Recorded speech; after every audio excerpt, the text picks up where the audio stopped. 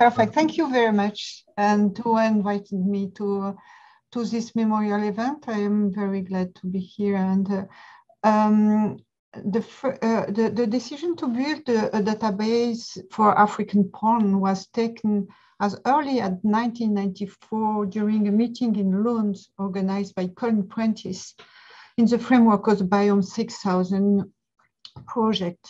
This was largely encouraged by the international community that needed validated porn data to reconstruct past biomes on climate, and it was strongly supported by the European Porn Database. The European Porn Database having been developed several years earlier, it has largely benefited the African Porn Database from its experience. I took this picture of all the participants of the first APD meeting in Beerville. You can recognize Dan Livingstone, Louis Scott, Henry Lamb, Raymond Bonnefille, Jean Mallet, Bizi So-Wun-Mi, Henry Hochimstra, Emile Roche, among many other most famous palynologists.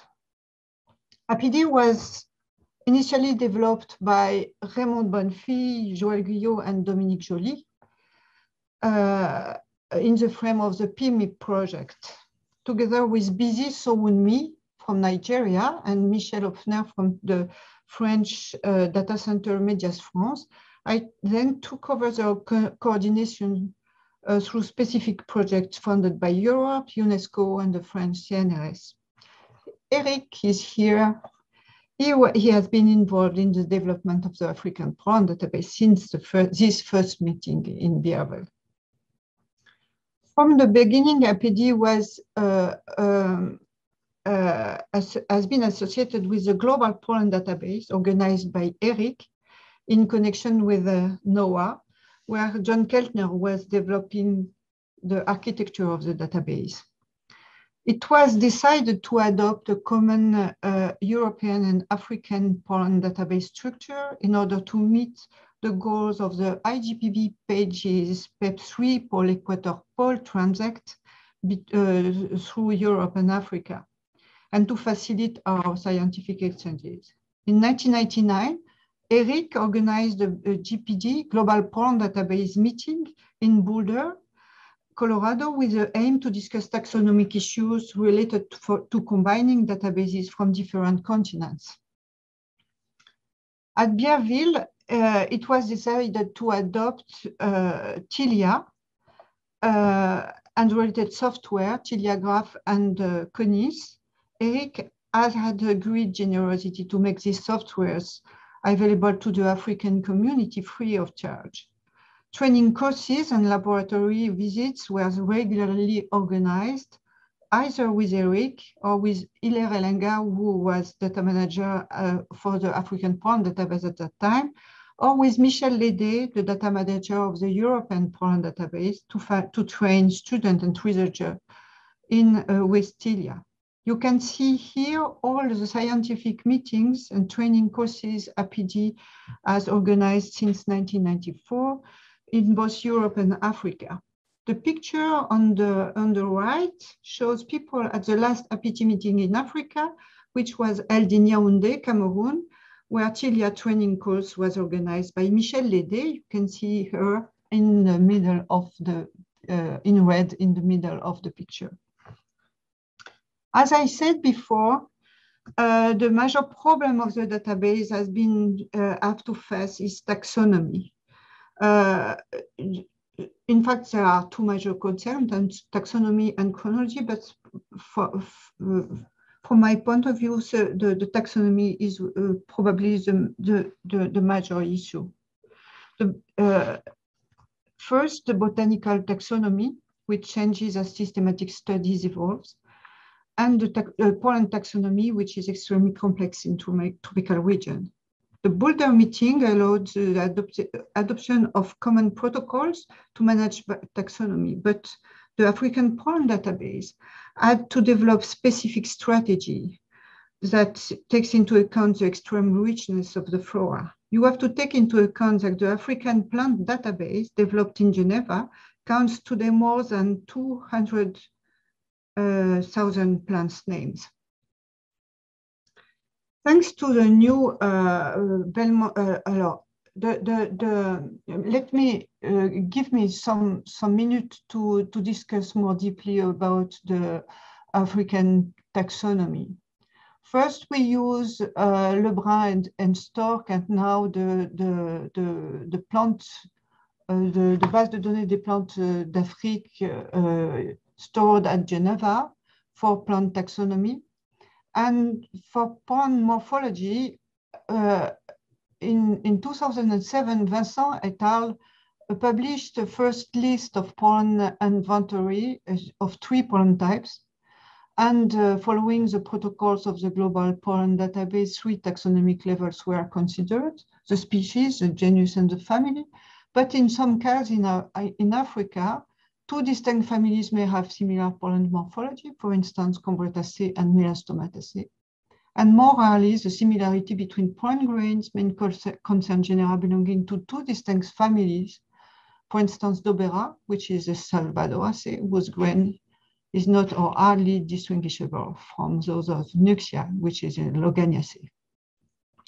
And when a pollen taxon refers to several plant genera or species, the type is added to the name of the taxon, to the genus, or to the species, depending on the pollen morphology and also the plant taxonomy. Such an addition of type of the name to the name of the taxon illustrates not only the limit of our knowledge in pollen morphology in tropical Africa, but also the limit of the knowledge of botanical affinities of plants.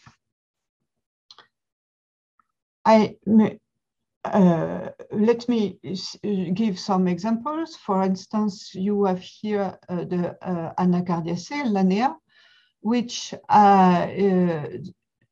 display the 13 species of which display the same pollen morphology as Sclerocaria birea, and that's why we call Lanea type.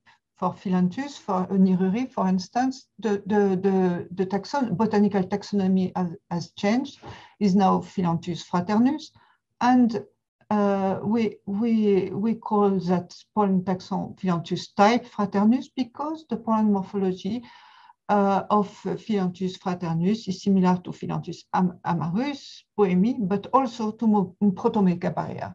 And there are several genera with the same pollen morphology. And you have also several other examples to illustrate all the difficulty we have with pollen morphology in the taxonomy in tropical Africa. Thanks to the Belmont Forum project, ACCEDE, dedicated to scientific infrastructure, APD is now redeveloping around the 4 items which were already developed during the first stage of the APD. First, the APD pollen image, with which has contained today more than 1,000 species with photographs and keywords, helping people to determine pollen grains. It will be soon available, probably in 2 or 3 weeks. And the taxonomy list, which contain more than 2,591 pollen and fern taxa and other polynomorphs such as different species of fungi, algae, and so on. And this also will be soon available.